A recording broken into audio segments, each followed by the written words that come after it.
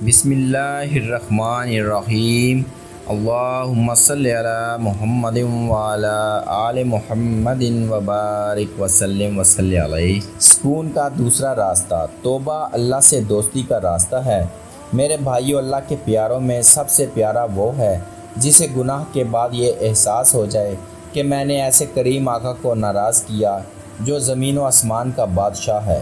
گناہ کے بعد ندامت کا پیدا ہو جانا، یہی وہ عمل ہے جو بندے کو اللہ کا پیارا بنا دیتا ہے۔ کلام اللہ میں ارشاد الہی ہے، میں توبہ کرنے والوں کو پسند کرتا ہوں۔ آپ صلی اللہ علیہ وآلہ وسلم نے فرمایا کہ توبہ کرنے والا اللہ کا دوست ہے۔ جب کوئی بندہ توبہ کرتا ہے تو اللہ اتنے خوش ہوتے ہیں کہ فرشتوں سے کہتے ہیں، آج مجھ سے میرے فلاں روٹھے ہوئے بندے نے صلح توبہ کر لی۔ جو کوئی بندہ گناہ کے بعد کہتا ہے، اے اللہ مجھے معاف کر دے، تو اللہ تعالیٰ فرشتوں سے کہتے ہیں، دیکھو یہ میرا بندہ مجھ سے معافی مانگ رہا ہے، گویا کہ یہ جانتا ہے کہ اس کا کوئی رب ہے جو گناہوں کو معاف کرنے والا ہے، پس میں نے اس کے گناہوں کو معاف کیا۔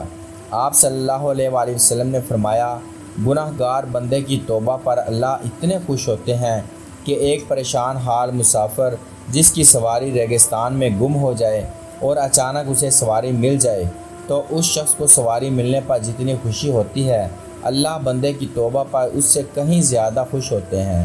میرے بھائیوں، شیطان کہتا ہے کہ بڑھاپے میں دیندار بن جائیں گے، لیکن یاد رکھیں موت کا کوئی وقت متعین نہیں ہے۔ اسی لیے آپ صلی اللہ علیہ وآلہ وسلم نے فرمایا، عقل مند وہ ہے جو موت سے پہلے موت کی تیاری کر لے اور توبہ میں دیر نہ کریں۔